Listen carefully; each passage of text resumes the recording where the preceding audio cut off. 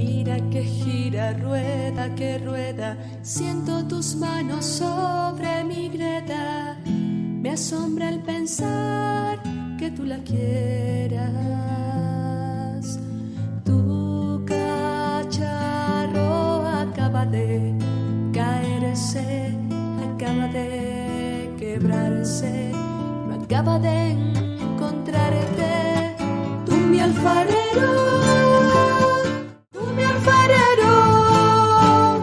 toma mi barro y vuelve a empezar de nuevo, de nuevo, de nuevo. Tú mi alfarero, de nuevo, de nuevo. Tú mi alfarero.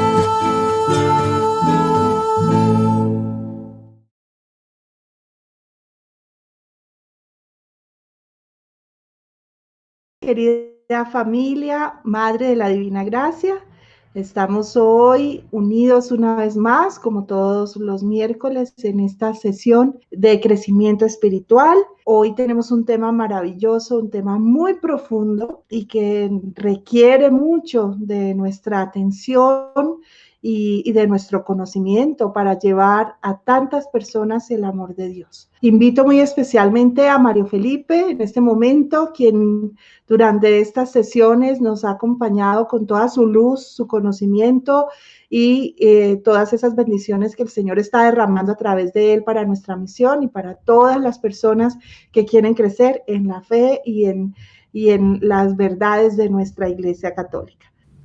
Hola Mario, Dios te bendiga. Hoy muy contentos esperando esta sesión porque hablar del Espíritu Santo es tal vez uno de las oportunidades más lindas que tenemos de todo este crecimiento espiritual. Entonces, bueno, vamos iniciando y vamos haciendo la oración. Nos ponemos en tu presencia, Dios eterno, Padre, Hijo y Espíritu Santo, para pedirte que nos instruyas en tus caminos. Espíritu Santo, aliento de vida, purifícanos y santifícanos. Haznos dóciles a tu luz y a tu amor.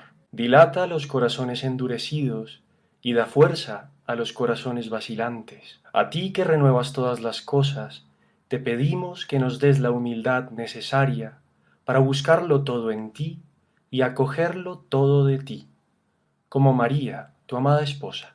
Abre nuestro entendimiento a las profundidades de tu palabra, y haz que todo aquello que recibamos de ti hoy dé fruto abundante en bien de nuestros hermanos, sobre todo de aquellos que no te conocen. No hay otro Maestro que tú, Señor nuestro Jesucristo, sabiduría del Padre, Hijo unigénito, Verbo eterno, por quien fueron creadas todas las cosas. Te damos gracias por el don de la fe, la esperanza y la caridad, virtudes que haces crecer en nosotros siempre que te las pidamos con un corazón puro. Padre Santo, en el Espíritu y a través de tu Hijo, te adoramos y bendecimos. Que toda nuestra vida sea para ti una alabanza de tu gloria, y que vivamos gozosamente en la confianza de ser tus hijos en Cristo. Santa María, Madre de la Divina Gracia, de la Rosa de la Paz, aquí están tus hijos, que quieren servirte. Ayúdanos a ser dóciles a la voluntad de Dios y perder todo temor a llevar la paz y la verdad de Cristo hasta los confines de la tierra, incluso aunque nos costara la vida. Gloria al Padre, y al Hijo, y al Espíritu Santo, como era en el principio, ahora y siempre, por los siglos de los siglos. Amén. Bueno, entonces damos inicio a esta hermosa sesión. Muy bien, pues qué alegría estar nuevamente con ustedes, compartiendo estos espacios tan especiales de formación y crecimiento en la fe. Todos crecemos juntos. Como siempre, pondré un poco el marco en el que se comprende esta sesión, ¿no? De dónde venimos, hacia dónde vamos. Bueno, ya creo que el primer ciclo va quedando un poco lejos, ¿no? En el tiempo, en las semanas. Sin embargo, espero que esté muy presente toda esa fundamentación bíblica y ese hilo, digamos, narrativo que Dios ha ido tejiendo a lo largo de la historia, lo que hemos llamado la historia de la salvación, ¿no? Que ha llegado a su plenitud en Cristo. En este segundo ciclo, bueno, ya en realidad estamos llegando a la mitad del segundo ciclo. Y tiene sentido que en la mitad esté este tema que es nuclear, ¿no? Como el corazón. ¿El corazón de qué? La primera sesión nosotros hemos hablado del misterio de la Santísima Trinidad, como fundamentalmente la revelación que nos ha llegado sobre ese Dios único que se ha revelado al Dios de Israel a través de Jesucristo en la plenitud de los tiempos. Después entramos al misterio de Cristo, y es lo que hemos visto las últimas dos sesiones. Primero hablamos de Cristología, el ser de Cristo, verdadero Dios y verdadero hombre, y luego hablamos del hacer de Cristo, la misión de Cristo, que es la salvación, la soteriología. Entonces, Cristo nos salva. Ahí, pues, hablábamos de una mediación descendente, un movimiento descendente de la salvación, que viene de Dios a los hombres, que es un don de lo alto, y un movimiento ascendente de Cristo en cuanto hombre en respuesta a ese don de Dios, que también nos llega a través de Cristo.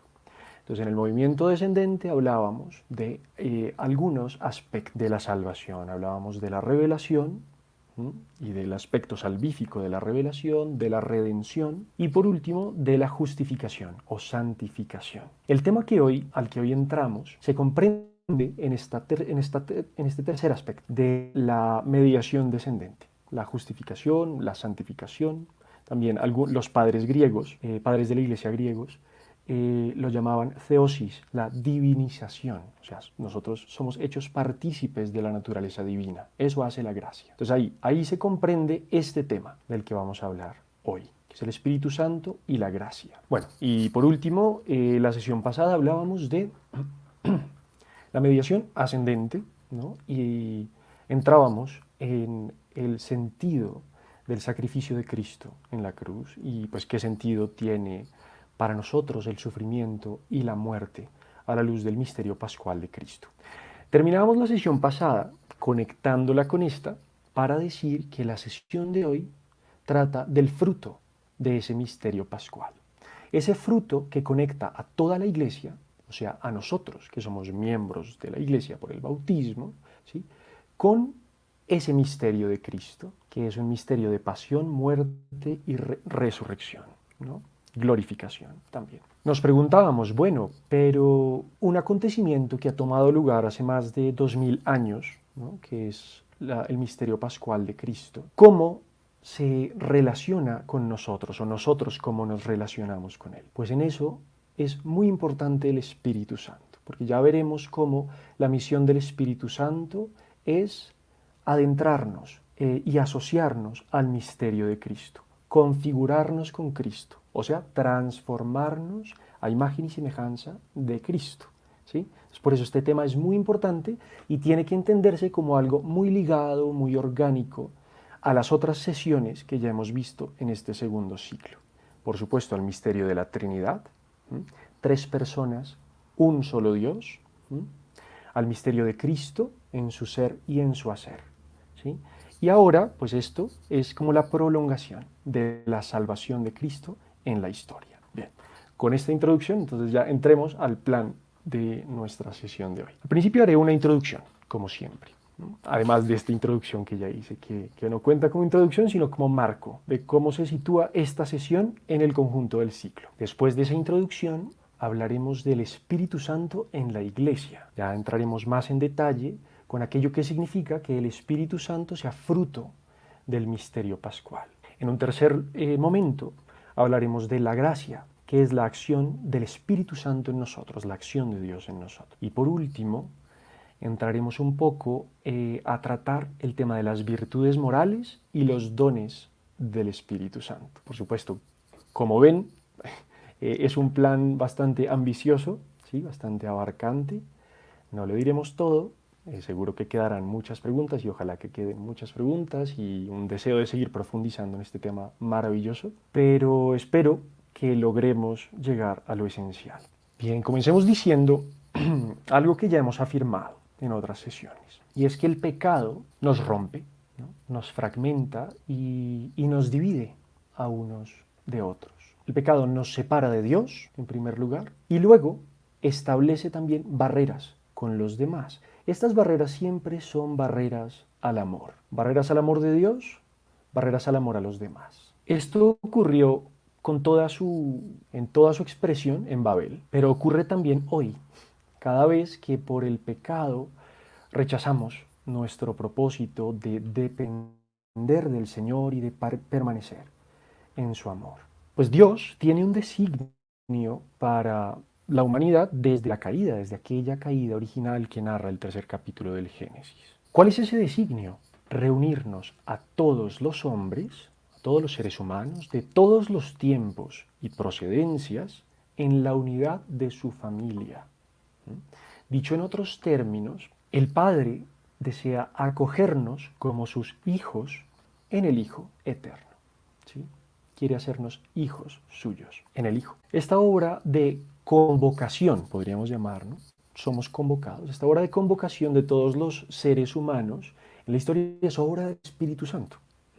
La tercera persona divina, como misterioso huésped del alma, como dice la preciosa secuencia, la tercera persona de la Santísima Trinidad ha sido derramada sobre la Iglesia. ¿Cuándo? El día de Pentecostés. Ese día se cumplió la promesa de Dios que había sido transmitida por el profeta Joel en el capítulo 3. Pero también se cumplió la promesa anunciada por Cristo antes de su ascensión. El Espíritu Santo, por su sabiduría, su poder y su amor, es el auténtico artífice de la comunión en la Iglesia. Comunión de cada hombre, comunión de cada uno de nosotros con Dios, con la Trinidad, y comunión entre nosotros también. Entonces es el artífice de la comunión en la Iglesia. Esto lo ampliaremos un poco más cuando hablemos justamente de la Iglesia, ¿no? Y de la Iglesia como templo del Espíritu Santo, que es una de las tres imágenes bíblicas más importantes de la Iglesia. Bueno, por la Escritura sabemos que el Padre ha enviado a su Hijo y al Espíritu Santo.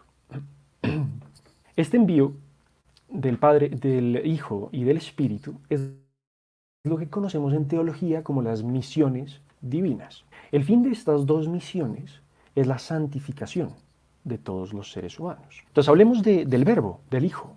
El Hijo ha sido enviado para hacer visible su condición eterna de Hijo del Padre y restaurar con ello ante nosotros la imagen del Padre que podía estar desfigurada, ¿no? Entonces eso, en muy pocas palabras, es la misión del Verbo. El Espíritu Santo es enviado. El Espíritu Santo es enviado primero para ungir a Cristo en su humanidad. ¿Cuándo interviene el Espíritu Santo en la vida de Cristo? Momentos cruciales: la concepción, la encarnación, el bautismo en el Jordán. Bueno, claro, hay otros momentos también, cuando, por ejemplo, el Espíritu Santo impulsa a Cristo al desierto, cuando el Espíritu Santo se posa, digamos, sobre Cristo en la sinagoga, cuando Cristo lee el texto de Isaías.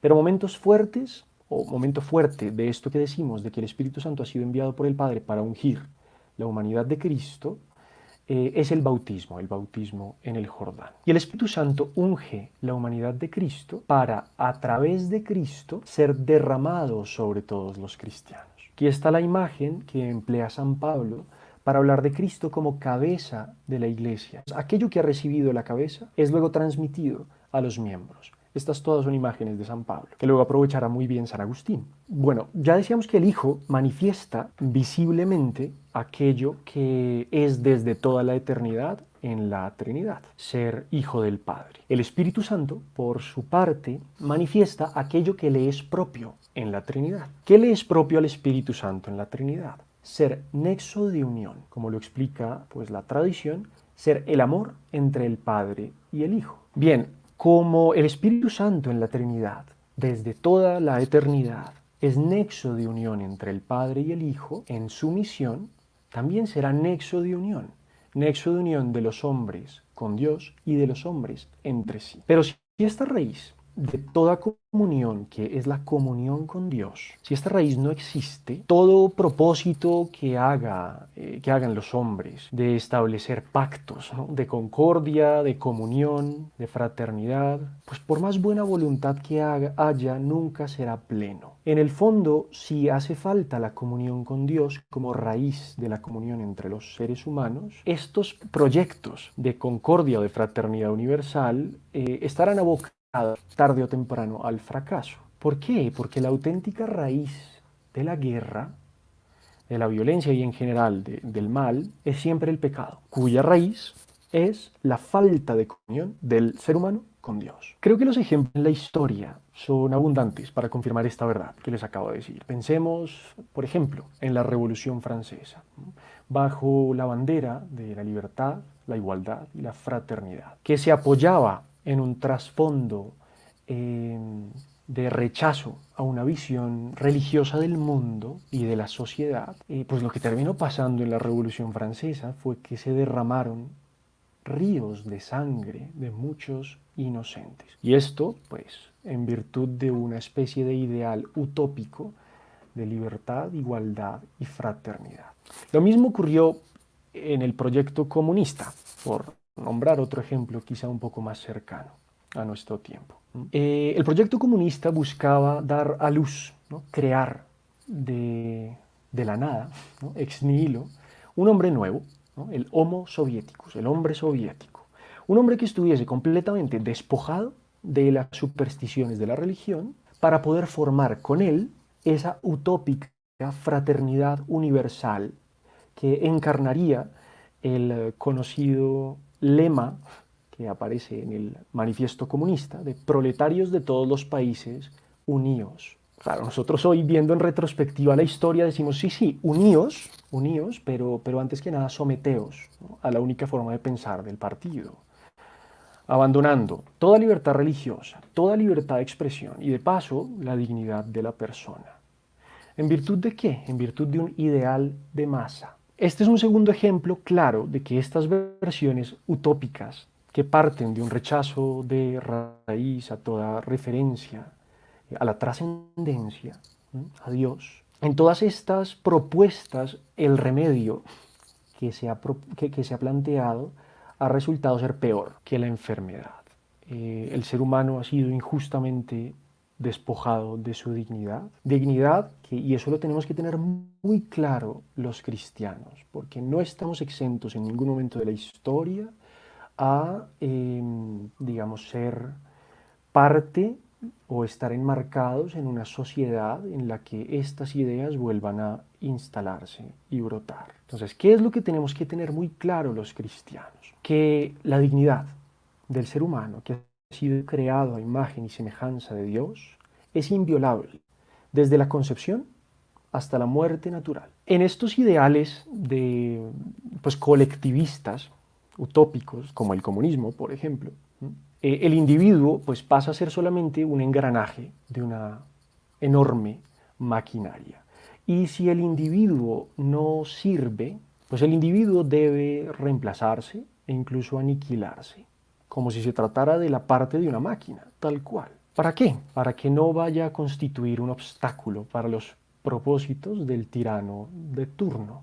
Hemos hablado de la Revolución Francesa, hemos hablado del comunismo, también podríamos hablar del nacionalsocialismo en Alemania y podríamos hablar también del periodo de la Guerra Civil en España, por ejemplo, y de esos momentos tan dolorosos también de persecución religiosa en que se ha violado, en virtud de estos supuestos grandes ideales, la dignidad de la persona. Pero qué diferente es la acción de la gracia. El Espíritu Santo no viene a aniquilar nuestra naturaleza y nuestra dignidad, sino a llevarla a plenitud. El Espíritu viene en nuestra ayuda para rescatarnos de la esclavitud y para capacitarnos desde dentro para amar y para entregarnos sin esas dobles intenciones y egoísmos, ¿no?, que son tan típicos en nuestra naturaleza herida por el pecado. El Espíritu Santo nos capacita para entregarnos como Cristo en la cruz. Vuelvo a resaltar esta idea. Sin la redención de Cristo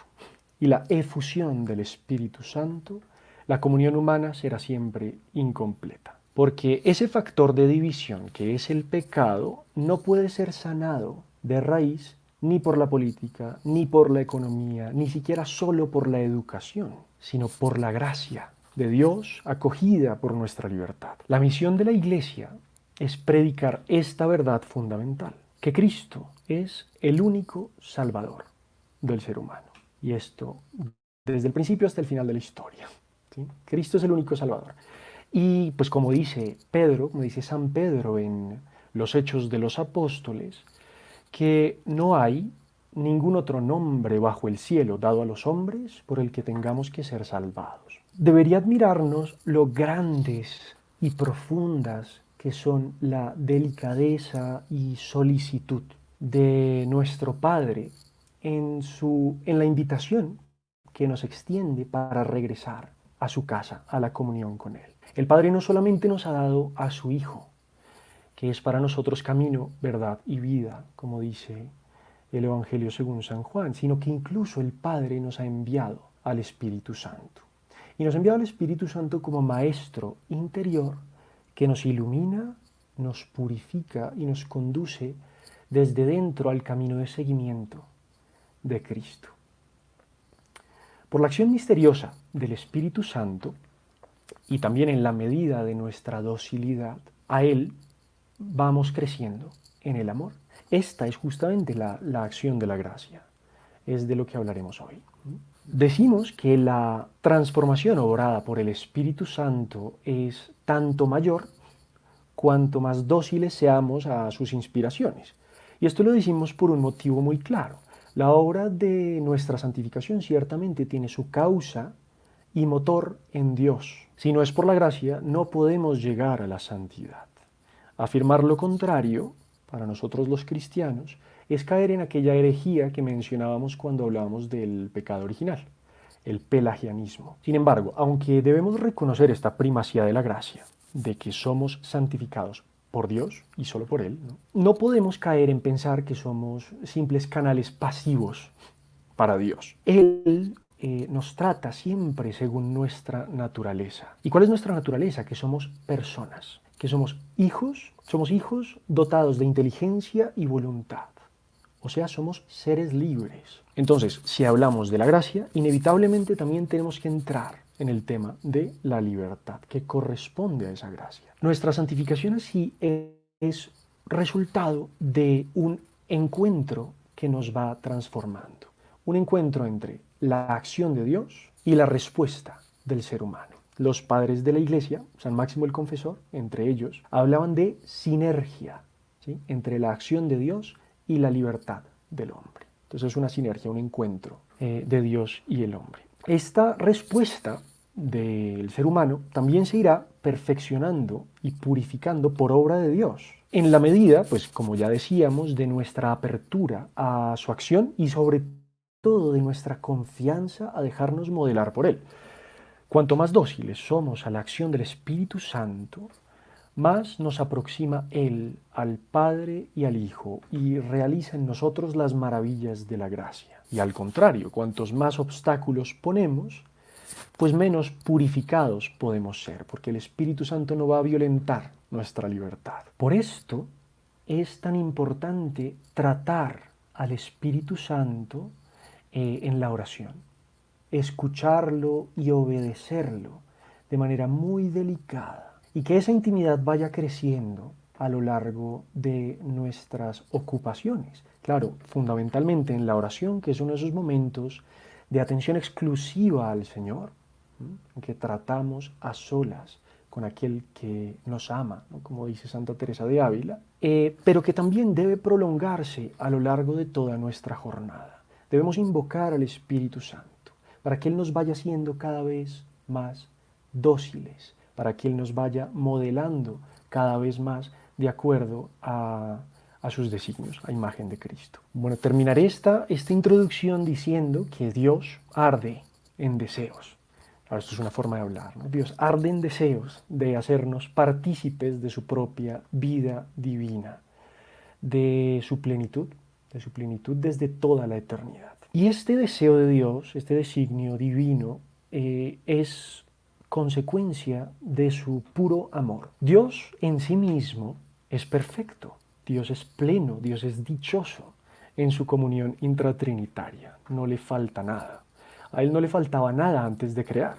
Nosotros no podemos darle a Dios algo que Él no tenga ya. Si Dios ha creado todo lo que existe, ha sido por amor y para participar de sus perfecciones y de su dicha a sus criaturas. Pero no se agotó en la creación su generosidad, sino que Él ha querido invitar, por gracia, al ser humano a compartir su vida de amor y conocimiento entre el Padre, el Hijo y el Espíritu Santo. Pidamos hoy al Espíritu Santo, bueno, y siempre, que grabe con fuego en nuestro corazón esta verdad. Nuestra verdadera patria, aquello que nosotros anhelamos realmente, y todos los seres humanos anhelan, es la comunión con Dios. Nuestra verdadera patria está en el cielo. Y todo obstáculo a la comunión con Dios es basura y debe ser tratado como tal por nosotros. Pidámosle al Espíritu Santo una y otra vez y seamos audaces en esto, ¿no? Que antes estemos dispuestos a derramar la sangre, a morir corporalmente, que a perderlo a Él, que a perder a Dios por el más pequeño de los pecados. Bien, entramos en la primera parte, la de la misión del Espíritu Santo en la Iglesia, como fruto del misterio pascual. Nuestro Señor Jesucristo, yendo hasta el extremo de su misión por revelar el verdadero rostro del Padre y por mostrarse a sí mismo como lo que era, ¿sí?, el Hijo de Dios hecho hombre, pues Él fue crucificado por este motivo, ¿no? Al tercer día, después de su muerte, resucitó y se apareció repetidas veces a sus discípulos. ¿Con qué finalidad? Con la finalidad de seguirles, enseñando y preparando para dar testimonio de Él hasta los confines del mundo. Estos días que anteceden litúrgicamente, pues en la Iglesia me refiero, que anteceden litúrgicamente a la fiesta de Pentecostés, es lo que conocemos como el tiempo de Pascua, ¿no? Es evidente. Después de la ascensión del Señor, el Hijo encarnado deja de estar físicamente presente entre los hombres para regresar al Padre. Ahora para regresar al Padre como verdadero Dios y verdadero hombre. Dice Tertuliano, un escritor eclesiástico, si no estoy mal del siglo III, que con la ascensión la carne y la sangre tuvieron una cabida en Dios. Pues eso es, ¿no? O sea, Cristo entra como verdadero hombre, como verdadero Dios al Padre, ¿no? Bien, antes de irse, Jesús promete a sus discípulos algo muy grande. Promete algo muy grande que la Iglesia recibe en Pentecostés. Más bien, Cristo no promete algo, Cristo promete la venida de alguien. Incluso si recuerdan bien los capítulos 14 al 17 del Evangelio según San Juan, allí Cristo, antes de la pasión, también anuncia esta promesa de la venida del Paráclito. Al hablar de este otro Paráclito, como Cristo mismo lo llama, en el capítulo 14, versículo 17 del Evangelio según San Juan, al hablar del Paráclito nos acercamos, por decirlo así, al núcleo más íntimo del corazón de Dios. Y no es fácil hablar de algo tan grande. Más aún sería completamente inútil hacerlo si no fuera porque Cristo mismo nos lo ha revelado. Pasa, ya lo hemos dicho, con el misterio de la Trinidad y nos pasó también con el misterio de Cristo. No hablamos del Espíritu Santo como resultado de una especulación intelectual o de nuestra propia imaginación. En Cristo se nos ha revelado con toda claridad, y esto, entre otros lugares, en el mandato misional, ¿sí?, que Cristo le pide a sus discípulos que vayan hasta los confines de la tierra a bautizar y a ser discípulos. Él dice que sus discípulos deben bautizar en el nombre del Padre, del Hijo y del Espíritu Santo. Es en las palabras de Cristo que nos apoyamos. Lo primero que debemos tener clarísimo es que así como el Padre y el Hijo, el Espíritu Santo es una persona divina. Si decimos que es una persona, afirmamos, por contraste, digamos, que no es una simple fuerza anónima. El Espíritu Santo es como persona capaz de querer, de conocer, de amar, de actuar en general, ¿no? Y por lo mismo, como es una persona, también nosotros lo podemos conocer y amar. Como amamos a un padre, como amamos al padre, a nuestro padre, como amamos a nuestra madre, como amamos a un maestro, como amamos a un amigo. Así es un trato personal. Al afirmar que el Espíritu Santo es una persona divina, debemos añadir un matiz fundamental. El Espíritu es realmente distinto al Padre y al Hijo en cuanto persona, pero es idéntico a los dos en cuanto a la naturaleza. No cabe nunca introducir una subordinación del Hijo con respecto respecto al Padre, por ejemplo, o del Espíritu Santo con respecto al Hijo y al Padre. En cuanto a la naturaleza, tienen la misma dignidad, tienen la misma identidad. Por eso decimos que es un solo Dios. Entonces, por eso el Espíritu Santo, igual que el Padre y el Hijo, es omnipotente, omnipresente y todos los atributos que tiene Dios. El Espíritu Santo, por tanto, si es un solo Dios con el Padre y el Hijo, ha intervenido con ellos en la obra de la creación. Y como ha intervenido con ellos en la obra de la creación, también interviene con ellos en la obra de la salvación, de nuestra santificación. Un libro del Nuevo Testamento en que es bastante explícito este carácter personal del Espíritu Santo son los Hechos de los Apóstoles. Ya les decía yo, creo que en la primera sesión de este primer ciclo, que los Hechos de los Apóstoles han llegado a ser llamados el libro del Espíritu Santo. Pues el Espíritu se nos revela como una persona que ama, que impulsa, que conoce, que decide, que anima en general a la Iglesia en su misión de llevar el Evangelio hasta los confines de la tierra. Como es crucial que tengamos presente lo que Cristo nos dice sobre el Espíritu Santo, conviene que nos detengamos en qué nos dice Cristo. El Señor nos lo ha prometido antes de su pasión y también lo ha prometido antes de su ascensión. Antes de la ascensión, supongo que recordarán en los Hechos de los Apóstoles, los discípulos le preguntan al Señor: ¿es ahora cuando vas a restaurar el reino de Israel? Los discípulos habían visto ya a Jesús resucitado entre los muertos, después de que ha asumido la figura del siervo sufriente, esa figura que ha sido anunciada por los profetas, por Isaías en concreto. Cristo ha vencido la muerte con la resurrección. Y Cristo con ello parecía que les había dejado claro que su reino no es de este mundo. Pero ellos, los discípulos, aún demasiado ceñidos a la esperanza de una restauración temporal de la dinastía de David, o sea, un dominio nacional judío más amplio, ellos, los discípulos, quizá demasiado ceñidos a esta esperanza temporal, no alcanzan a percibir en toda su profundidad la grandeza de lo que han vivido junto al Señor y del alcance de los planes de salvación de Dios. Bueno, pero creo que seríamos injustos si juzgáramos demasiado rápido a los discípulos.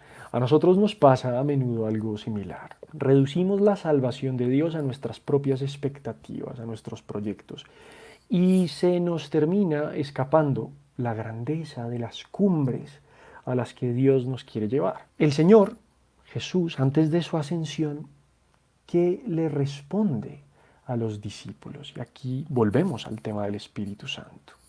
Con infinita paciencia les recuerda que los planes de Dios están muy por encima de sus pensamientos humanos. Los planes del Señor van mucho más allá de una realización política y apuntan a una realidad trascendente y transformadora.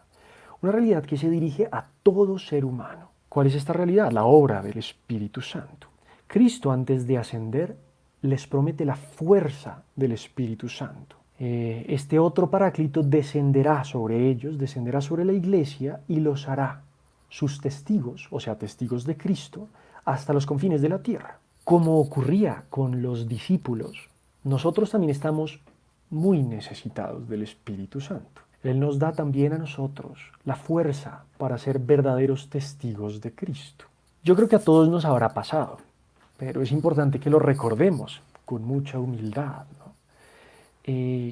Seguro nos habremos atemorizado de reconocer o avergonzado, ¿no? De reconocer que nosotros somos creyentes ante quienes no creen en Dios e incluso ante quienes nosotros sabríamos que podrían perseguirnos. Y no lo hemos reconocido por temor a no ser aceptados o por temor a no ser tenidos en cuenta para un puesto de trabajo, por poner solamente algunos ejemplos. Y es entonces cuando nos acordamos de la negación de Pedro, aquel pescador noble, ¿no? Que con un corazón enorme, que decía antes de la pasión, con ese corazón en la mano, que iría incluso a la muerte por Cristo. Y todos sabemos lo que pasó después.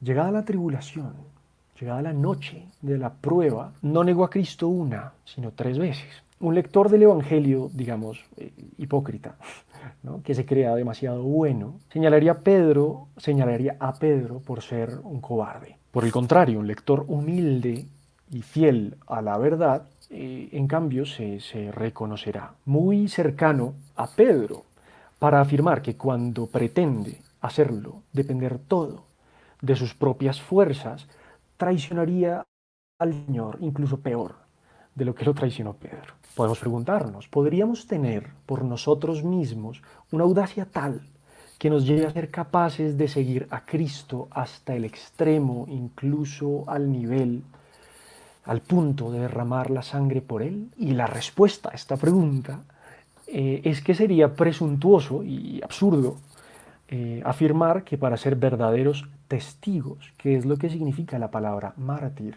testigo, sería presuntuoso afirmar que bastan nuestras fuerzas naturales para ser esos verdaderos testigos. La Iglesia necesita siempre, y quizás sobre todo cuando las persecuciones se van haciendo más desgarradoras, la fuerza del Espíritu Santo. Él, el Paráclito, viene en auxilio de nuestra debilidad. Él viene a poner en nuestra boca las palabras, nos da la fuerza y nos recuerda que hemos sido creados para el cielo y que aquí en la tierra no tenemos una morada permanente. Con Juan Pablo II y animados por el Espíritu Santo como lo estaba él, debemos repetir en estos tiempos quizá de desconcierto, de tribulación, de confusión, de violencia. Debemos decir, no tengáis miedo. El Padre, por medio del Hijo, nos envía al Paráclito, al abogado, al Consolador. Hoy, como en todos los tiempos, hasta el fin, hasta la segunda venida de nuestro Señor en gloria, hemos de clamar como Iglesia desde lo más profundo de nuestros corazones: ven, Espíritu Santo, y renueva la faz de la tierra. Quería traerles unas palabras muy hermosas de Pablo VI, San Pablo VI, que pronunció en una audiencia general el 29 de noviembre de 1972. Dice así el Santo Padre: ¿qué necesidad primera y última advertimos para esta nuestra Iglesia bendita y querida? ¿Qué necesita realmente? Lo debemos decir temblorosos y en oración, porque es su misterio, es su vida. Es el Espíritu Santo, animador y santificador de la Iglesia, su aliento divino, el viento de sus velas, su principio unificador, su fuente interior de luz y de energía, su apoyo y su consolador, su manantial de carismas y de cantos, de paz, su paz y gozo, su prenda y preludio de la vida bienaventurada y eterna. Sigue Pablo VI. La Iglesia tiene necesidad de un perenne Pentecostés. Necesita fuego en el corazón, palabra en los labios, profecía en la mirada. Necesita volver a sentir la voz orante del Espíritu, que, como enseña San Pablo, ocupa nuestro lugar y ora en nosotros y por nosotros, con gemidos inenarrables. E interpreta las palabras que nosotros solos no sabríamos dirigir a Dios. ¿No escucháis? La Iglesia tiene necesidad del Espíritu Santo. Hasta aquí las palabras de Pablo VI.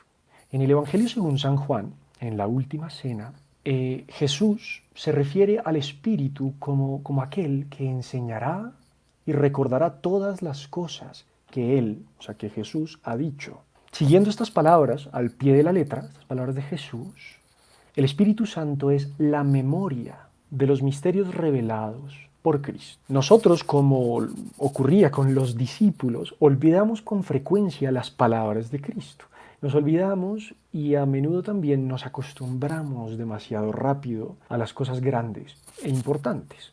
Pues así somos, es nuestra condición herida, ¿no?, por el pecado. Pero el Espíritu tiene por misión recordarnos lo esencial y renovar nuestra admiración enamorada ante el misterio de Dios. Él nos susurra al interior lo que no debemos olvidar nunca: que Jesucristo es el camino, la verdad y la vida, que nosotros somos hijos de Dios y que estamos llamados a vivir como tales, amando a Dios sobre todas las cosas y al prójimo como a nosotros mismos. En esta misma línea, el Espíritu Santo nos ilumina para poder conocer mejor a Cristo y nos impulsa para adherirnos a Él y seguirlo de forma cada vez más íntima y real y auténtica. Pero el Espíritu Santo no solamente nos acerca al misterio de Cristo, sino que Él prosigue su tarea haciéndonos semejantes a Cristo y adentrándonos, según, como ya hemos dicho, nuestra confianza y disponibilidad a su acción santificadora, en las profundidades del Sagrado Corazón de Jesús, en esa hoguera de amor, de caridad, que es el Sagrado Corazón de Jesús. Y esto con un único objetivo: hacer crecer en nosotros, como dice San Pablo, los mismos sentimientos de Cristo Jesús. Esto lo dice San Pablo en el capítulo 2, versículo 5 de la carta a los Filipenses. El Espíritu ordena también aquello que en nosotros está fuera de sitio y que por nuestras solas fuerzas no podemos ordenar de raíz. El Espíritu sana las heridas del pecado y nos restaura recreando lo que estaba roto. Por todo esto no podemos perder de vista que la santidad depende sobre todo de Dios, de su acción en nosotros. Siguiendo esta idea, el Espíritu Santo ensancha y sana nuestro corazón. Un corazón que tantas veces se encierra en tantos egoísmos y en muchos temores. Por él, siendo purificados en el fuego del amor, podemos amar a Dios como nos lo indica el libro del Deuteronomio, con todo el corazón, con toda el alma y con todas nuestras fuerzas. Así el Espíritu Santo va llevándonos desde dentro a vivir la plenitud de la ley de Dios, a querer solo lo que Dios quiere y a rechazar todo lo que nos aleja de su voluntad. Cuando nosotros hablábamos de la alianza, aquel quinto encuentro de nuestro primer ciclo sobre la historia de la salvación, y después también, sobre todo con los profetas, nos dábamos cuenta que el pueblo de Israel fue siendo cada vez más consciente que, aunque Dios le había revelado su voluntad a través de la ley, resumido en el Decálogo, los 10 mandamientos, la fragilidad del ser humano le impedía una fidelidad completa a esos mandamientos. O sea, le impedía vivir a la altura de la alianza, si no era porque Dios le ayudaba. Pues justamente a esta necesidad que descubrió el pueblo de Israel a lo largo de toda su frágil peregrinación, digamos, en la historia, es respuesta el Espíritu Santo. Porque el Espíritu Santo, como acabamos de decir, desde dentro nos va llevando a vivir la plenitud de la ley de Dios. Y ya no es una observancia exterior, de mandatos que nos vienen de fuera, sino que es el Espíritu Santo el que nos va transformando desde dentro y nos va llevando a querer vivir según la voluntad de Dios. Cuando terminemos hablando sobre los dones del Espíritu Santo, se darán cuenta de qué manera lo hace, ¿sí? De una forma admirable con los dones del Espíritu Santo. Bueno, quisiera resumir esta primera parte sobre la misión del Espíritu Santo en la Iglesia, dándoles estas 4 ideas, que yo creo que lo resumen bastante bien. Lo primero es que el Espíritu Santo es una persona divina, no es una fuerza anónima. Como es una persona divina, nosotros podemos llamarlo por su nombre, ya que se nos ha revelado para que nosotros invoquemos su ayuda. Entonces, lo primero, es una persona divina, no una fuerza anónima. Lo segundo, este Espíritu que ha sido prometido por Cristo nos da la fuerza de ser testigos de la salvación de Dios ante aquellos que no le conocen, ante aquellos que le rechazan e incluso ante aquellos que nos persiguen por el hecho de ser cristianos. El Espíritu Santo viene en nuestro auxilio para darnos la fuerza de ser verdaderos testigos de Cristo. Lo tercero, el Espíritu Santo, siguiendo las palabras de Cristo antes de la última cena, es la memoria de las cosas grandes, de todo lo que nos enseñó el Señor. En este sentido, por decirlo así, es nuestro maestro interior que nos ilumina y que podemos escuchar cada vez con más atención y apertura, ¿no? Y docilidad en la oración, en el silencio de la oración. Y por último, en cuarto lugar, el Espíritu Santo nos ayuda a conocer mejor a Jesús. Él nos transforma y nos hace semejantes a Él, sanando nuestras fracturas interiores y capacitándonos para amar a la altura de la alianza, digamos, ¿no? Amar a Dios sobre todas las cosas y al prójimo como a ti mismo. Creo que esto ya lo hemos repetido bastante, pero hay que retomarlo ahora para verlo como aquello que viene a sanar la gracia, y es el pecado original y los pecados personales. Por el pecado original, la naturaleza humana se encuentra herida, se encuentra desordenada en sus relaciones fundamentales, en su relación con Dios, en nuestra relación con nosotros mismos, en la relación con los demás y en la relación con el cosmos, con la naturaleza. Este desorden introducido por las consecuencias del pecado original es ahondado, agravado por nuestros pecados personales. Nuestros pecados personales nos inclinan a establecer relaciones destructivas que fragmentan y sobre todo nos apartan de la fuente de todo bien, que es Dios.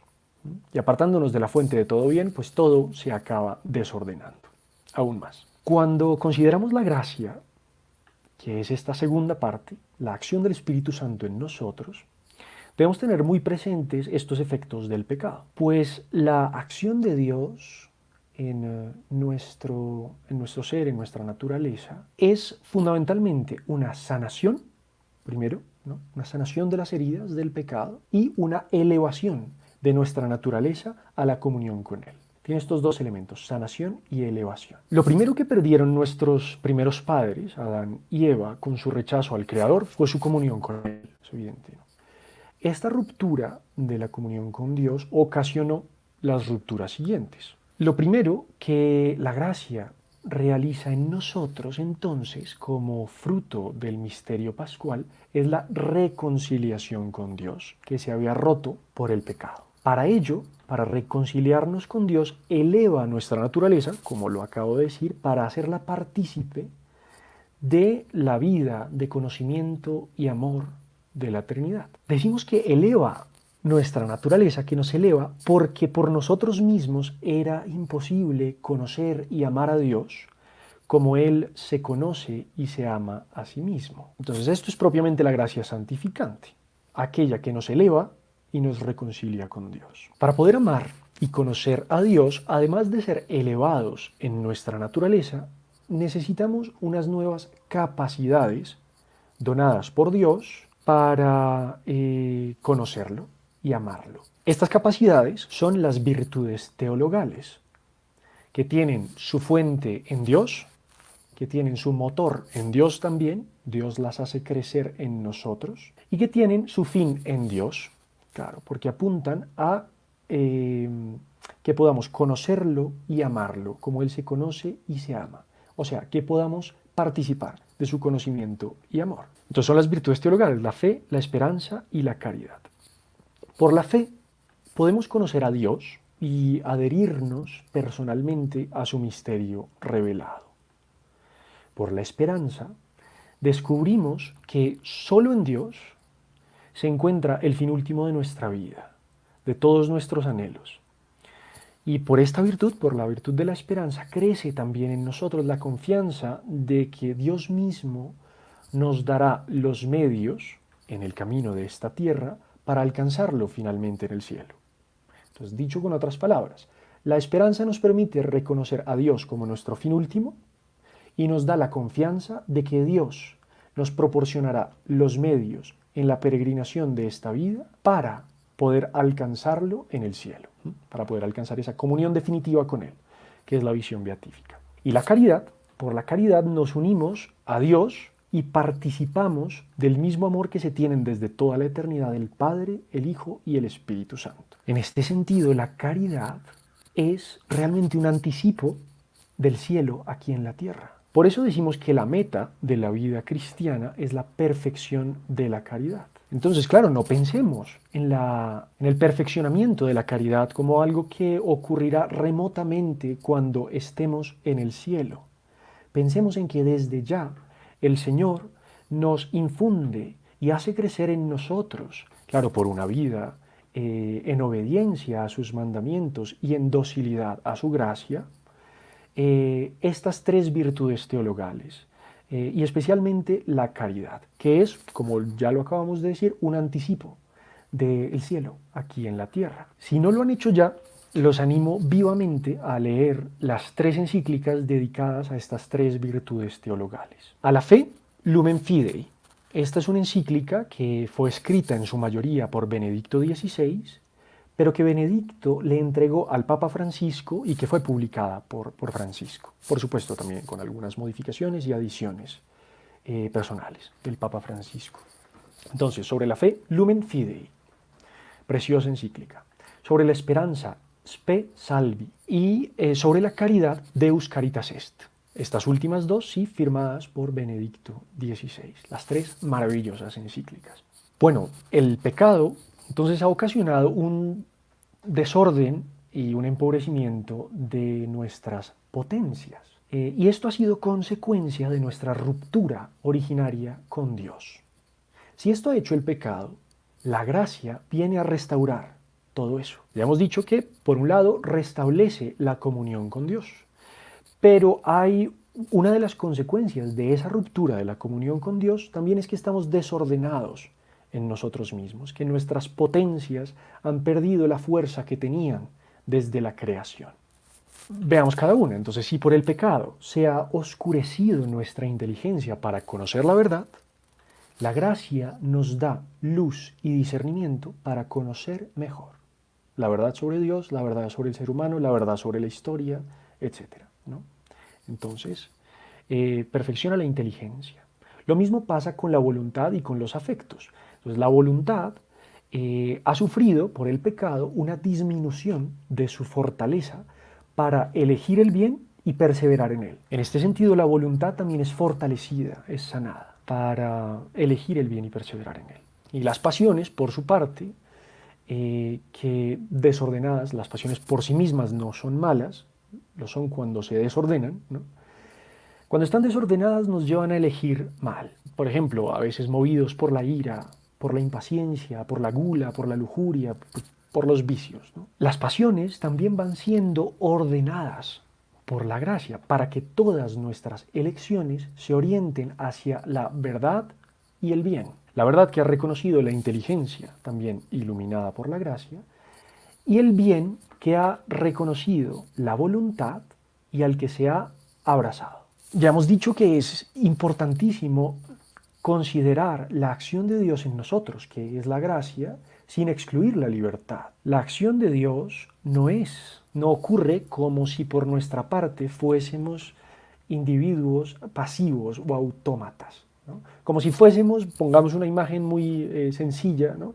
Un bloque de cera que sin cooperar para nada, ¿sí?, siendo inerte, recibiese alguna forma de un hierro al rojo vivo.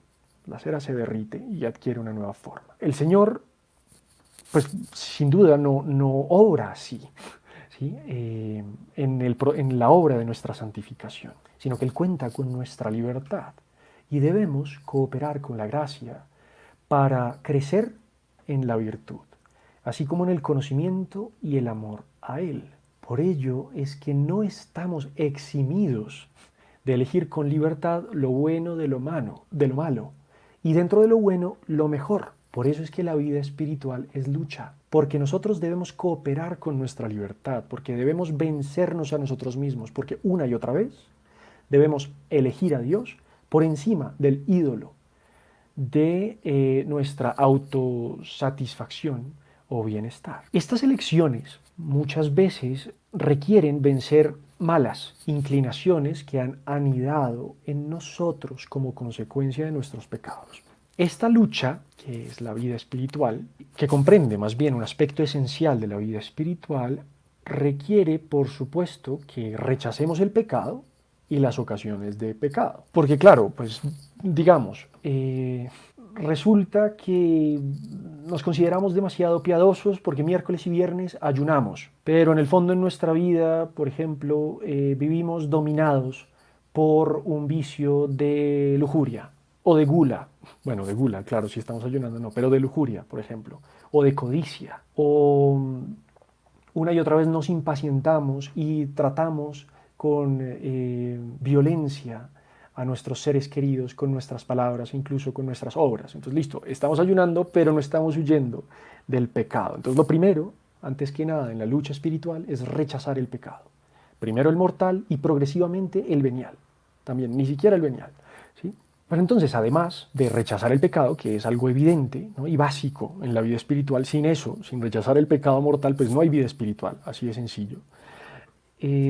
También requiere por parte de nosotros que renunciemos a algunos bienes lícitos que nos pueden ser agradables.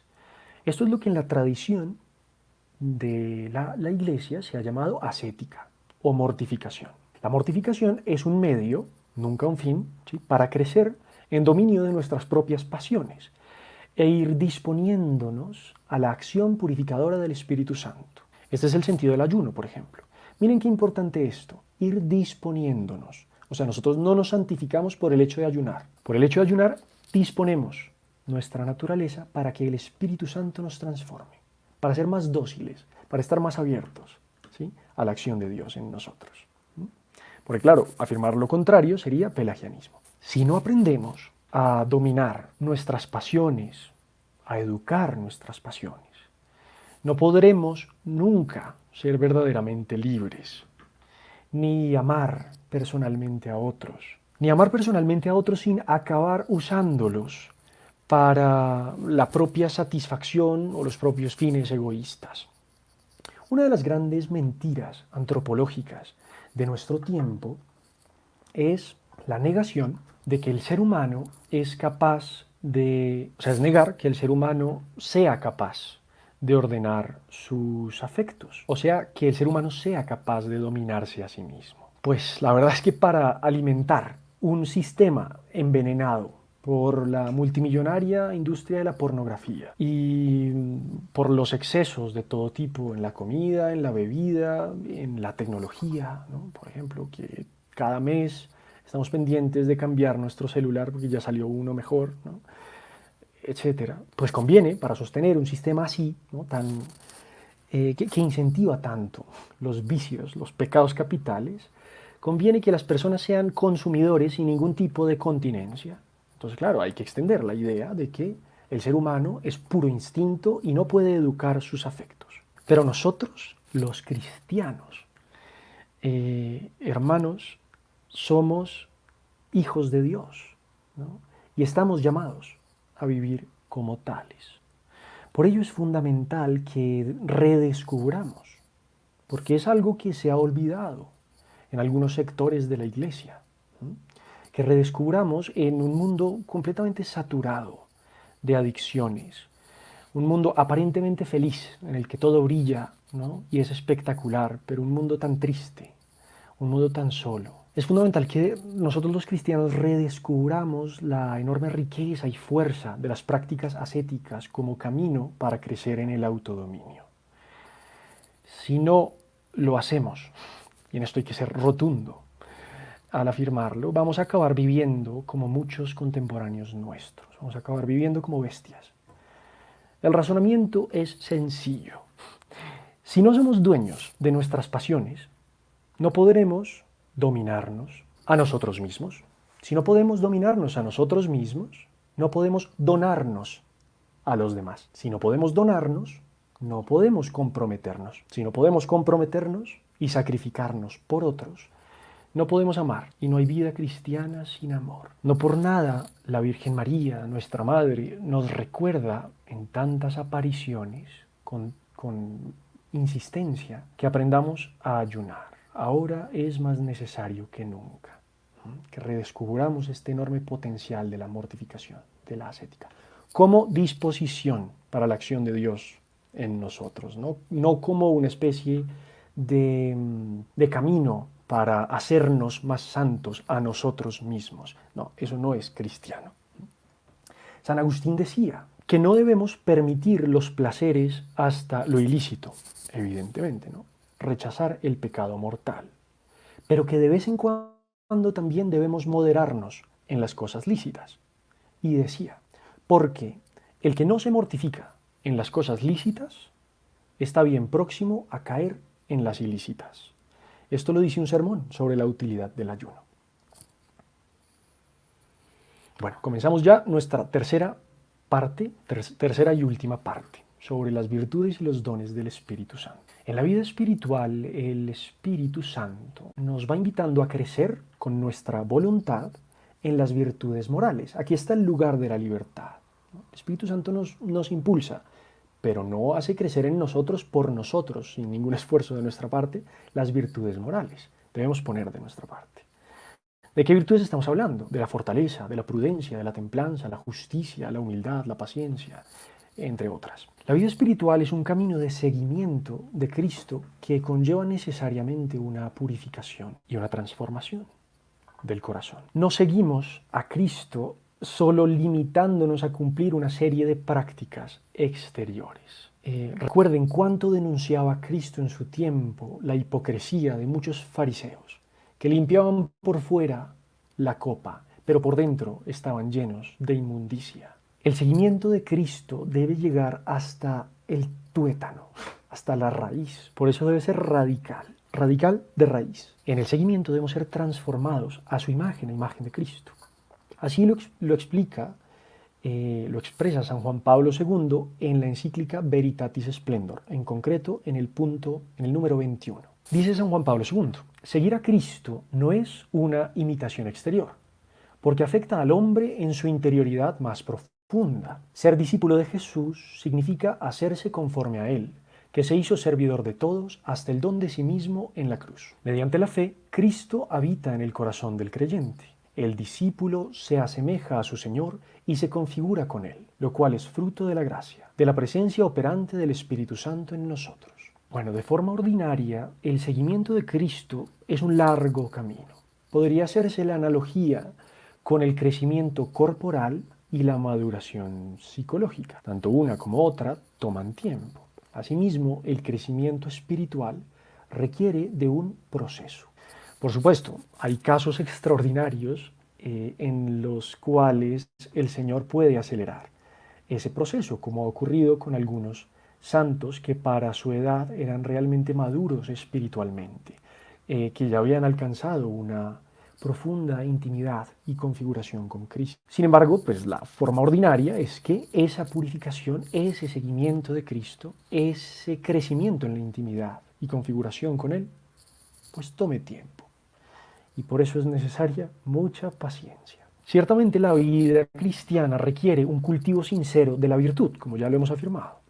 Pues sólo así llegaremos a ser hombres y mujeres pacientes, humildes, moderados, mansos, generosos, justos, etc. Sin embargo, siendo algo muy importante este cultivo de la virtud moral, no es lo único que define la vida cristiana. La virtud moral se desarrolla por los esfuerzos de nuestra propia voluntad. Claro, siempre con el sustento de la gracia. ¿Y cómo se desarrolla? Cada vez que consciente y libremente vamos eligiendo el bien. Estas buenas elecciones van engendrando en nosotros disposiciones estables. Aristóteles, por ejemplo, hablaba de una segunda naturaleza para definir la virtud. Eso es, disposiciones estables, que nos llevan a elegir el bien cada vez más fácilmente, con mayor acierto y también con mayor gozo. Pero aunque nos esforcemos sinceramente por crecer en la virtud, una y otra vez chocamos en nuestro camino de seguimiento de Cristo con nuestras limitaciones. Estas limitaciones provienen de nuestra naturaleza herida por el pecado. Esas fracturas del pecado también han debilitado nuestra capacidad de percibir las luces y emociones que nos da el Espíritu Santo. Y pues es evidente, si no podemos percibir la acción del Espíritu Santo, ¿cómo se supone que habremos de acogerla y corresponder a ella? Es aquí donde entran los dones del Espíritu Santo. Ellos, los dones del Espíritu Santo, nos hacen capaces de reconocer las mociones del Espíritu y seguirlas con toda docilidad y prontitud. En este sentido, son como nuevos sentidos espirituales o instintos sobrenaturales, por llamarlos de alguna forma, que nos dan como una nueva percepción profunda para captar esos toques íntimos y delicados del Paráclito. Hay quienes han empleado la imagen de un velero para describirnos los dones del Espíritu Santo. Si un velero no tiene las velas extendidas o ni siquiera tiene velas, por mucho que sople el viento, el velero no se moverá. Las velas, entonces haciendo la analogía, serán en nuestro organismo sobrenatural como los dones del Espíritu Santo.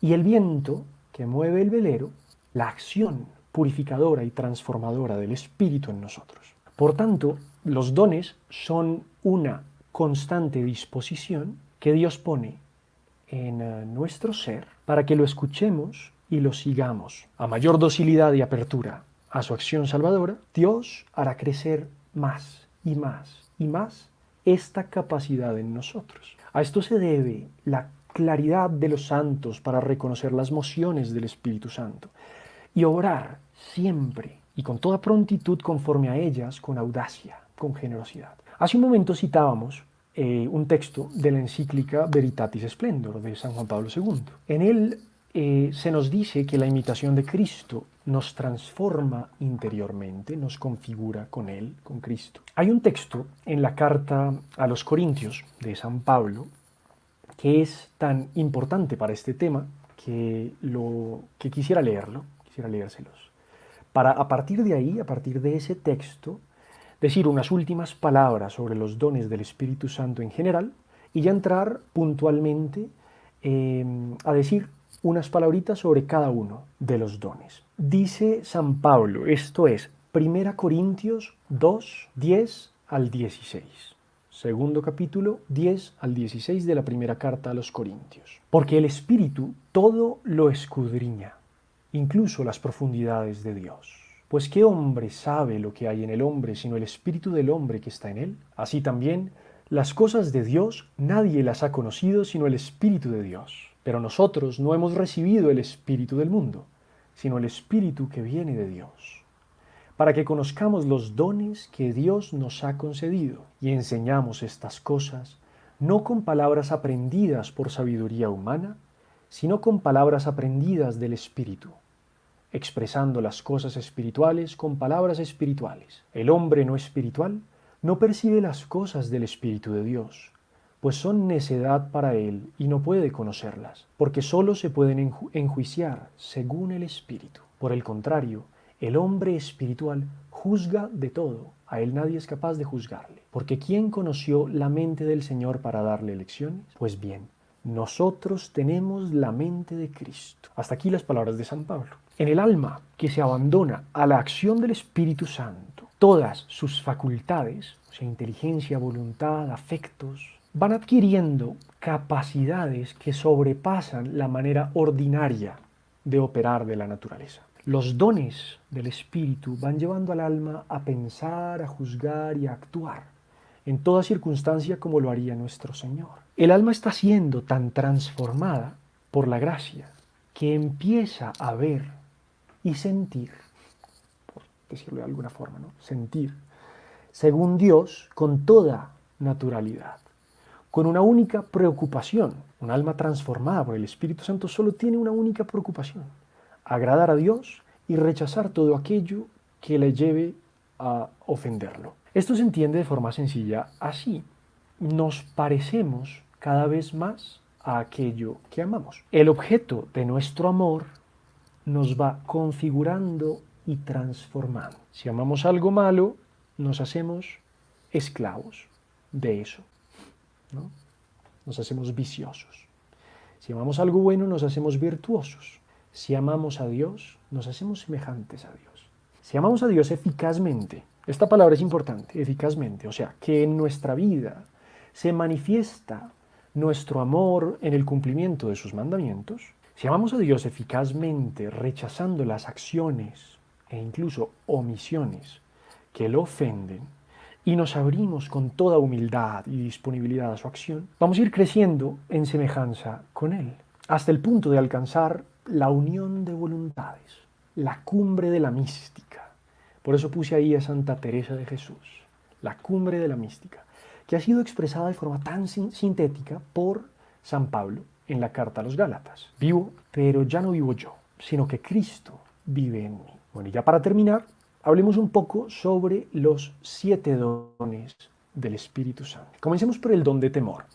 El don de temor nos capacita, nos dispone para rechazar con toda contundencia el pecado, evitando minimizarlo o relativizarlo. Este don de temor también despierta en nosotros una reverencia ante la grandeza de Dios y nos hace experimentar su misericordia. Por este don, que no es un don, que no es un temor servil, ¿no?, de aquel que está asustado por el temor al castigo, ¿no?, sino es un temor que implica un amor de hijos, un amor que nos lleva a adherirnos a Dios y a evitar todo aquello que pueda ofenderle. Entonces, esto es el don de temor, rechazo del pecado. Ahora el don de piedad.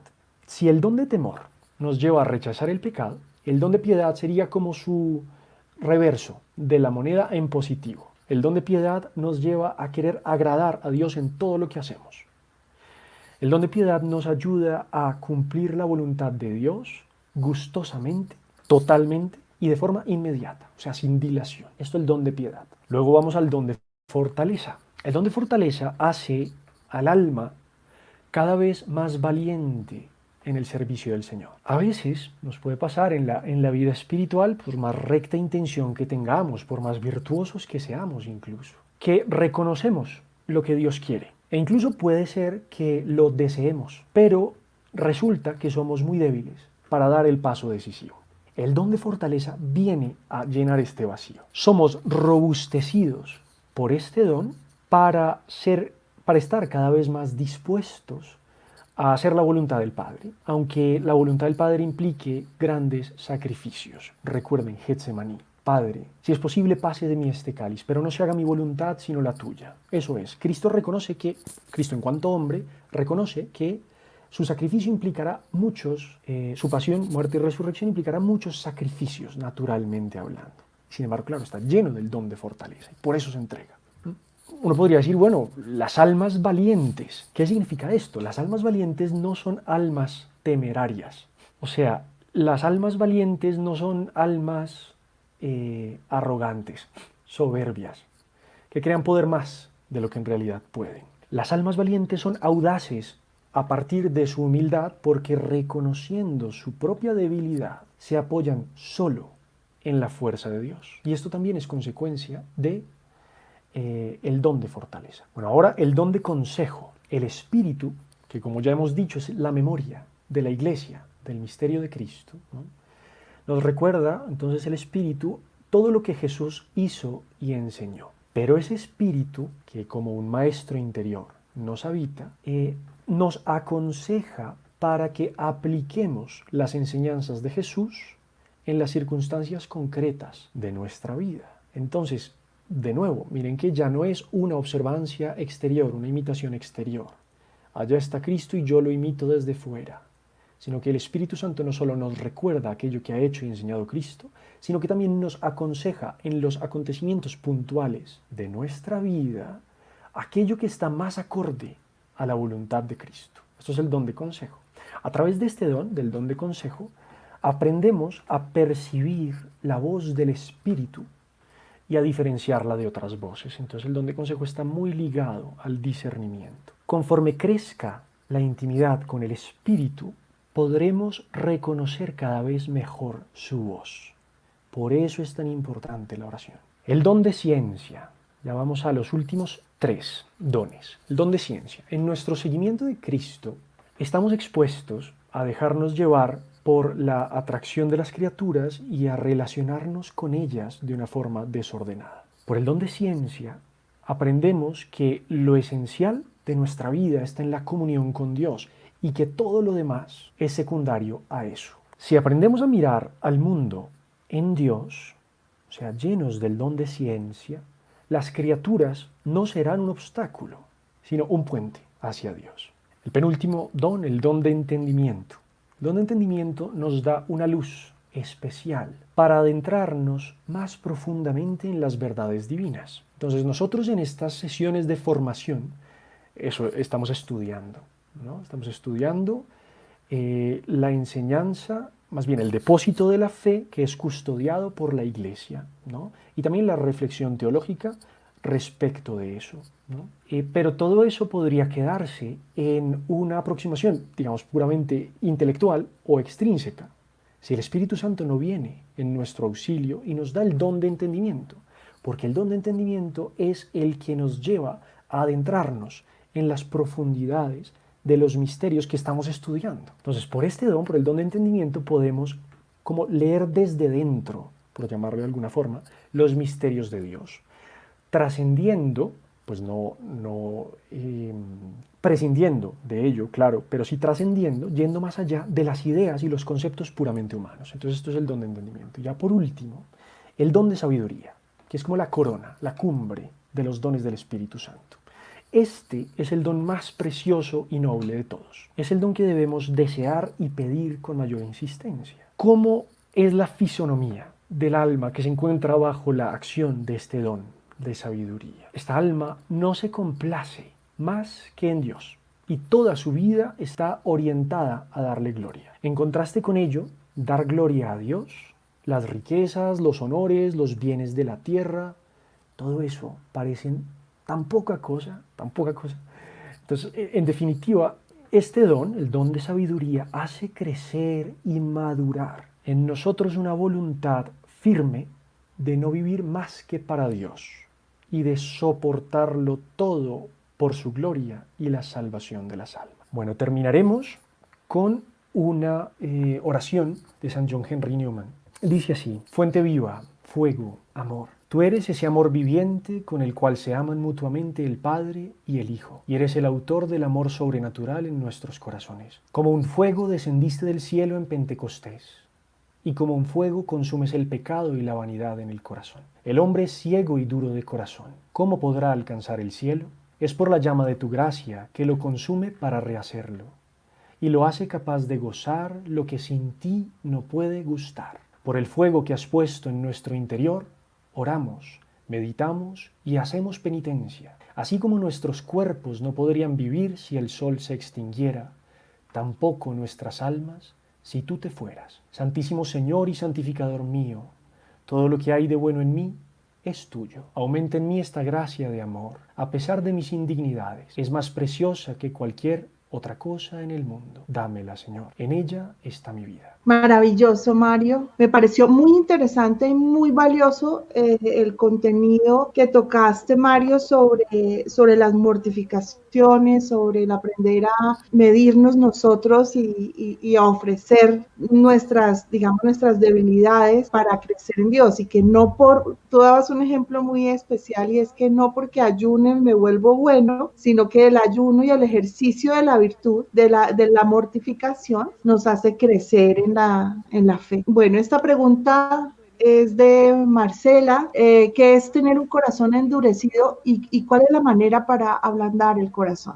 Bueno, un corazón endurecido es un corazón que se resiste a la acción transformadora de la gracia. Puede haber muchos casos, digamos, de corazones endurecidos. No habría una única definición, pero en términos generales sería eso: un corazón que se resiste a la acción de Dios, que nos quiere transformar, que nos quiere santificar. Puede ocurrir que tengamos un corazón endurecido porque nuestra vida espiritual la hagamos depender solamente de nuestras fuerzas, por ejemplo, ¿no? O que nuestra vida espiritual pensemos que solamente es hacer obras de piedad, exteriormente hablando, y no descubramos que realmente nuestra vida espiritual nos tiene que llevar a ser transformados desde dentro por el Espíritu Santo, ¿sí? Y eso implica dejar muchas imperfecciones, dejar muchos apegos, y eso duele, ¿no? Entonces, claro, muchas veces nos podemos endurecer porque nos aferramos tanto a nuestra idea de quiénes somos nosotros mismos, a nuestra idea de quién es Dios, ¿sí?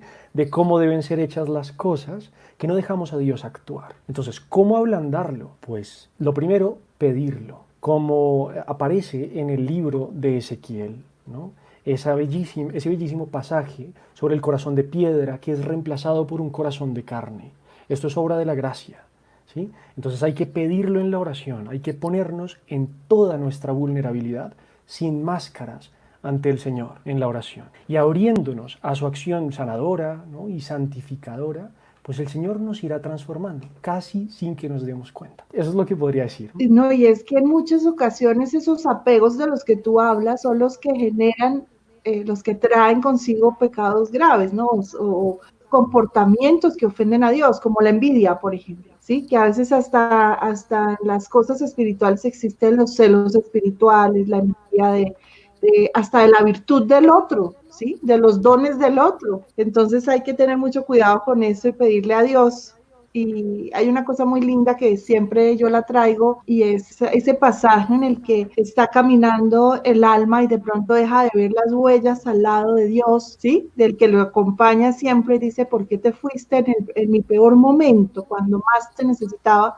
Y él contesta, es que yo te llevaba cargado, yo te amo como eres. Que es verdad que con el tiempo deseo transformarte. Entonces, no, Dios nos ama como somos, pero no nos podemos quedar solamente con esa idea de la misericordia de Dios que nos ama como somos, sino que también nosotros tenemos que crecer en la virtud y en el amor a Dios, y es precisamente a través de la mortificación. Claro, Bueno, porque el status quo no es la santidad, eso tenemos que tenerlo claro, ¿no? Exacto. O sea, como somos, está muy lejos de aquello a lo que estamos llamados a ser, ¿no? Por la acción del Y Espíritu todos Santo. estamos llamados a eso, absolutamente. Exacto. Entonces, hay un peligro a la hora de decir Dios nos ama como somos, pensando que Dios nos ama mediocres. Por ejemplo, no. Sí, es Dios como una nos situación ama cómoda. para divinizarnos. O sea, Dios nos ama para las altas cumbres de la santidad.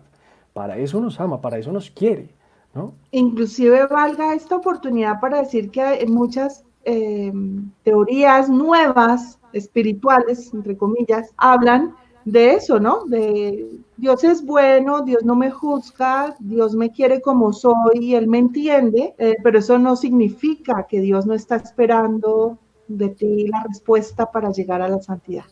Eso no se nos olvide y ese es un discernimiento que tenemos que tener todos de muchas prácticas que vienen en estos tiempos. La nueva era habla mucho de no importa, o sea, la virtud no es crecer hacia ella, sino ya somos virtuosos y Dios nos quiere así, con todos los errores que tenemos.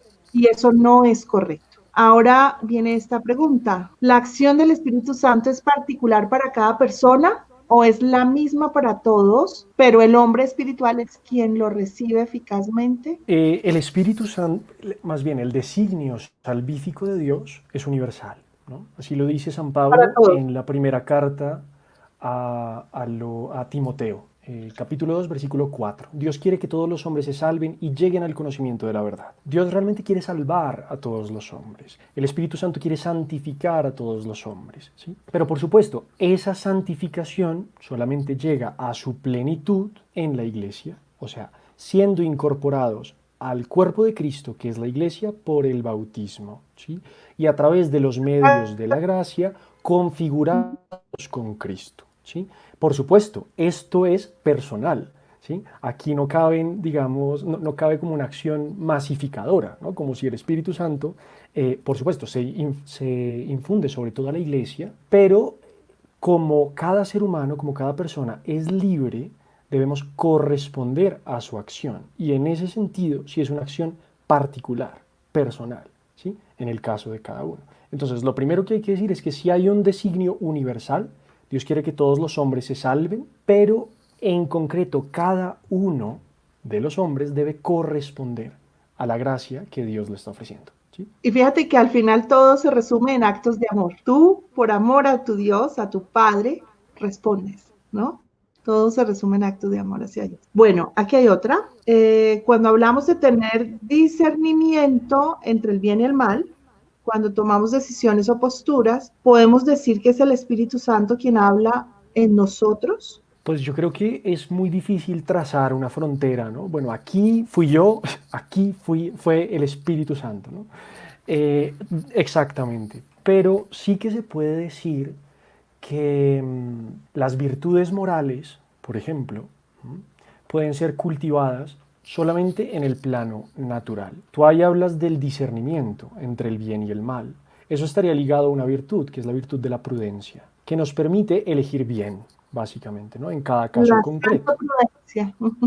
¿Sí? La prudencia. Entonces, esas virtudes morales que pues está la prudencia, las 4 cardinales, ¿no? La prudencia, la templanza, la fortaleza, la justicia, y luego hay otras virtudes, ¿no? La perseverancia, la paciencia, la mansedumbre, etc.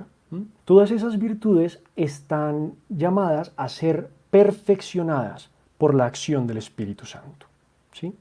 Entonces, si nosotros naturalmente podríamos llegar a ser prudentes, digamos una prudencia sobrenatural, es aún más grande, o sea, excede la naturaleza. Y es eso justamente lo que perfecciona, ¿qué? El don de consejo, por ejemplo, ¿no? Entonces, por el don de consejo, el Espíritu Santo viene a sugerirnos aquello que es más conveniente en cada caso, ¿sí? Y dentro de lo bueno y de lo malo, dentro de lo bueno, elegir lo mejor. Entonces, habría que atender a esos dos niveles. O sea, humanamente podemos cultivar las virtudes, podemos tener un cierto discernimiento prudencial, ¿no? Pero esa prudencia sobrenaturalmente es llevada a su plenitud por el don de consejo en particular, ¿no? Y es el Espíritu Santo el que nos da luces y mociones. De ahí la importancia de la gracia, ¿no? También cuando estamos en gracia de Dios, pues hay más claridad precisamente en esas decisiones que tomamos, porque además se las pedimos al Espíritu Santo. Cuando no estamos en gracia, podríamos decir, es que el Espíritu Santo me iluminó tal cosa, pero puede ser mi humanidad la que ha tomado la decisión, no el Espíritu Santo. Entonces, importante estar siempre en gracia de Dios. Bueno, Nora Marroquín dice, ¿los dones del Espíritu Santo son dados a todos? Me imagino que la pregunta es si también son dados a los no bautizados, ¿no? Bueno, la voy a responder por ahí. Pues en el caso de los bautizados es evidente que sí, a todos. Todos reciben los dones del Espíritu Santo. ¿Por qué? Con el bautismo recibimos la gracia santificante, que como ya hemos dicho, restablece la comunión con Dios, que se ha roto por el pecado, ¿no? Entonces, restableciendo la comunión con Dios, nosotros somos elevados en nuestra naturaleza, y eso es la gracia santificante, para conocer y amar a Dios como Él se conoce y se ama a sí mismo, ¿no? Entonces, por eso ahí vienen las virtudes teologales que son dadas por Dios, fe, esperanza y caridad. Y coronan las virtudes teologales los dones del Espíritu Santo, que nos llevan a ver, juzgar y entender como ve, juzga y entiende Dios, ¿no? Entonces, mira que es como la coronación de todo un organismo sobrenatural que recibimos con el bautismo, ¿sí? Y que va creciendo conforme nosotros pues, nos vamos abriendo a la gracia y vamos siendo transformados por ella. ¿Qué pasa en el caso de los no bautizados? Que pues quizá hacia allá apuntaba la pregunta. En el caso de los no bautizados, la Iglesia habla de vías extraordinarias de la gracia. Como ya hemos dicho, Dios quiere que todos los hombres se salven y lleguen al conocimiento de la verdad. Y esa salvación se da siempre, también para los no cristianos, aunque de formas misteriosas que no conocemos, a través de la Iglesia y de Cristo. Esto es doctrina de la Iglesia, ¿no? Pero aunque una persona no esté incorporada visiblemente a la Iglesia por el bautismo, digamos, una persona que nació en la India y que es hinduista, por poner un ejemplo, ¿no? Esa persona no está bautizada, sin embargo, en ella también influye de alguna u otra manera el Espíritu Santo. ¿Cómo? Es lo que, y creo que alguna vez salía este tema, es lo que los medievales distinguían entre la gracia santificante y las gracias actuales. Gracia santificante es todo esto que hemos dicho, ¿no? La elevación de la naturaleza, participación en la vida divina, los dones del Espíritu Santo, todo eso, ¿no? Gracia santificante. Y las gracias actuales, entonces, son luces que el Espíritu Santo da en el entendimiento para conocer la verdad y mociones en la voluntad. O sea, si una persona no cristiana hace el bien, ¿dónde está la fuente de todo bien? Es Dios, ¿no? Entonces, si una persona no cristiana hace el bien, es porque de una u otra manera ha sido movida por el Espíritu Santo. Ok, bueno, yo veo que ella hace aquí una pregunta que es como el complemento de su primera pregunta, y es, ¿hay que pedir los dones o solo les son dados a quienes Dios escoge? Yo creo que ella se está refiriendo más a esos dones como físicos, como el don de palabra, estos dones que a veces por los que tenemos que ser muy cautos, ¿sí? Los dones como de palabra, dones de lenguas, don de sanación, creo que se refiere un poco más a ese tipo de dones. Entonces dice, ¿hay que pedirlos o se los dan a quienes Dios escoge? Porque uno a veces dice, esa persona tiene unos dones muy especiales, que no los tiene el otro, pero tal vez ese otro tiene otros dones. Entonces, ella se refiere es que si todos esos dones los recibimos todos, sino que como que digámoslo así, se desarrollan en unos y en otros no, o solamente se los da Dios a unos y a otros no. Sí, hay que distinguir entre los dones del Espíritu Santo, que son los 7 de los que hemos hablado, y los carismas del Espíritu Santo al servicio de la comunidad. De ellos habla San Pablo, por ejemplo, el don de lenguas, etcétera, ¿no? Ok. O sea que uno no debe hablar de los dones del Espíritu, o sea, los en realidad dones son carismas. Los dones del Espíritu Santo son estos 7. son los 7. Ok. Sí, son estos 7. Los otros son carismas. Y los carismas son lo que llama Santo Tomás gracias gratis data. ¿Qué quiere decir? El Señor las concede a una comunidad cristiana en concreto para la edificación de la comunidad. Okay. Pero no son carismas, digamos, que los cristianos han estado pidiendo. El Señor reparte sus carismas como quiere, ¿sí? En el caso de los dones del Espíritu Santo, sí, todos los cristianos los recibimos. Todos los cristianos los recibimos con el bautismo, pero esos dones también pueden, digamos, crecer o hacer mucho más prenda de nosotros, ¿no? Conforme va aumentando... Exacto, conforme va aumentando nuestra docilidad a la acción del Espíritu Santo. Entonces, si los debemos pedir o no, por supuesto, hay que pedirlos. Porque los dones del Espíritu Santo están siempre en orden a nuestra santificación. Que nuestra santificación nunca es una meta egoísta, ni mucho menos. Cuando nosotros queremos santificarnos, queremos alcanzar la meta de la existencia humana, que es amar a Dios sobre todas las cosas y al prójimo como a sí mismo. No hay nada más noble que desear que la santidad. Entonces, por lo mismo, hay que pedir los dones. Claro. Bueno, Sandra Romero dice, ¿cuál es el actuar del Espíritu Santo cuando recibimos los diferentes sacramentos? Por ejemplo, el de la confirmación. O sea, en los sacramentos hay unas gracias, digamos, específicas de cada uno de los sacramentos. Por eso nosotros hablamos de sacramentos de sanación, que es el caso de la unción de los enfermos y el caso de la confesión, por ejemplo. Y también hablamos de sacramentos al servicio de la comunión o de la comunidad, que es el caso del matrimonio o el caso del sacramento del orden. Entonces, esos son efectos propios de cada uno de los sacramentos. Digamos que esa sería una manera de responder a la pregunta. Cada sacramento tiene su efecto propio, pero en todos los sacramentos el Espíritu Santo santifica. ¿Santifica cómo? Pues sí, no olviden sí, perdón. Qué pena. No, ya está. No, que quería decir que al final, cuando entremos en el tema de liturgia, recuerden que la liturgia nos lleva a profundizar en todos los temas de la acción del Espíritu Santo a través de los sacramentos, de Dios a través de los sacramentos. Entonces creo que ahí vas a encontrar muchas respuestas, Atrita, sobre tu pregunta. Bueno, aquí hay una pregunta que creo que ya se le debió contestar a Marcela, pero pues la voy a leer.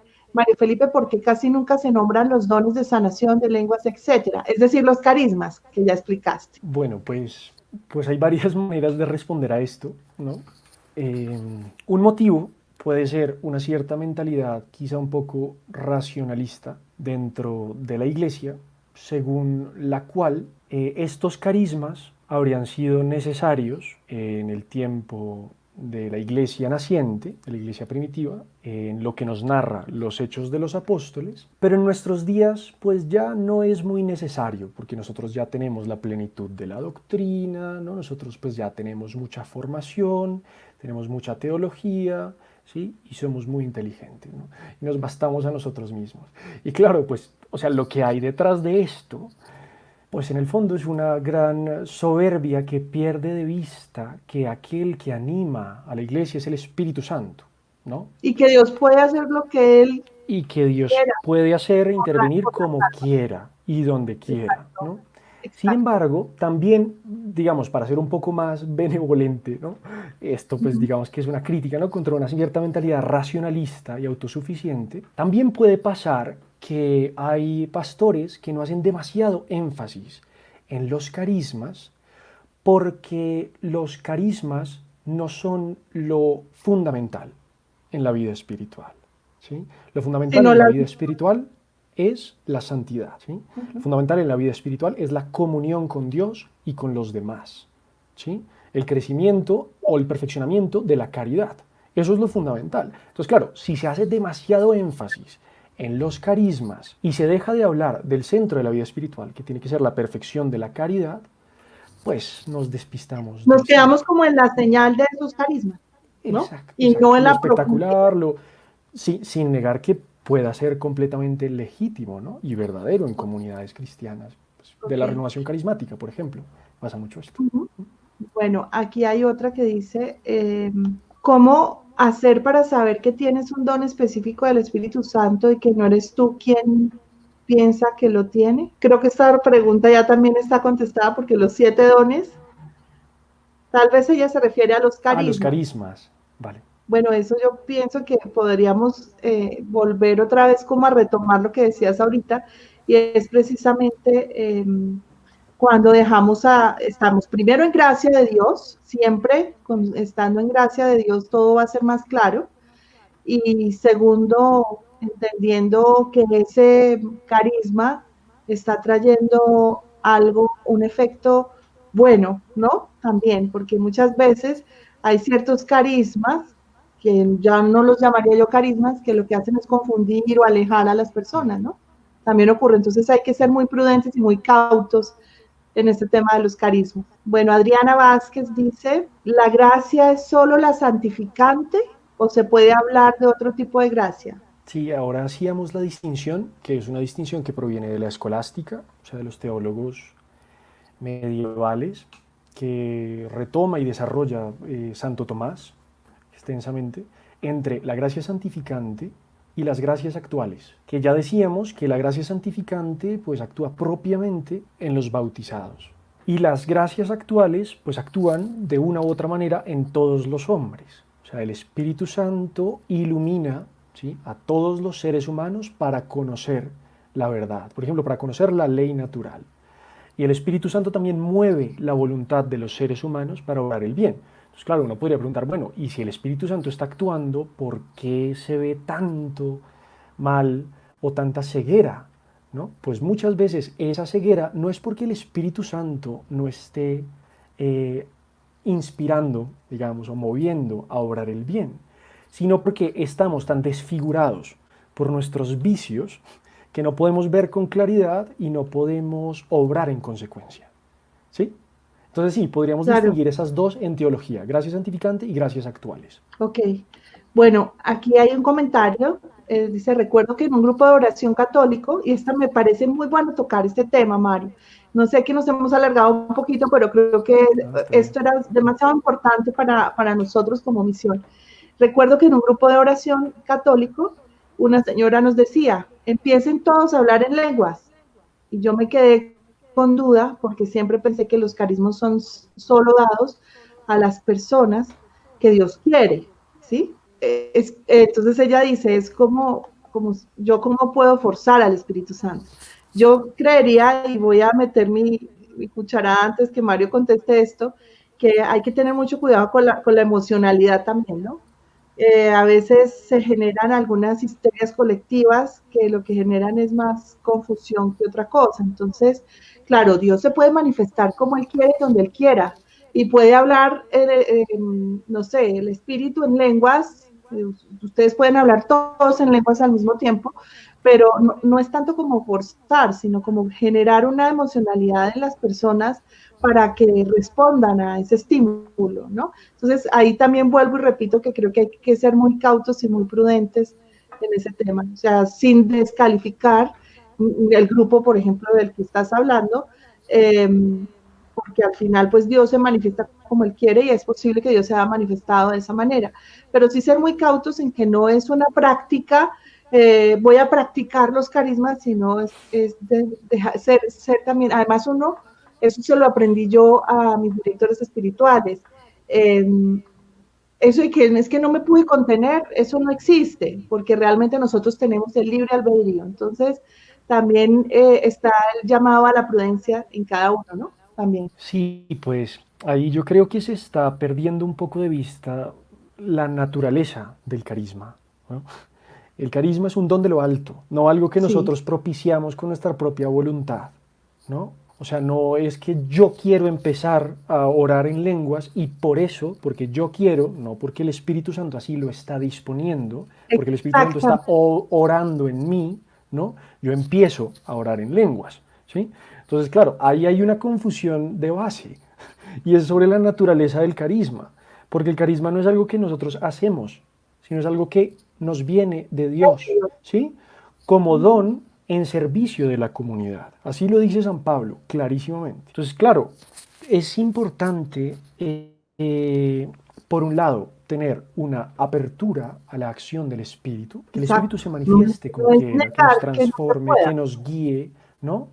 Sí, Por otro, no forzar esas intervenciones del Espíritu Santo, que pues en el fondo es una cosa humana, demasiado humana y no tan divina, ¿no? Quizá, ¿no? Y por otro sí, lado, también es muy importante que, pues ya en el caso, por ejemplo, de locuciones o mensajes, ¿no? Que tengamos un gran discernimiento, iluminado también por la doctrina de la Iglesia, ¿sí? Por la escritura, por todo esto que hemos venido estudiando, por el por los magisterio, criterios de ¿no? discernimiento que ya la iglesia tiene, es que Claro, existen los exacto. criterios de discernimiento.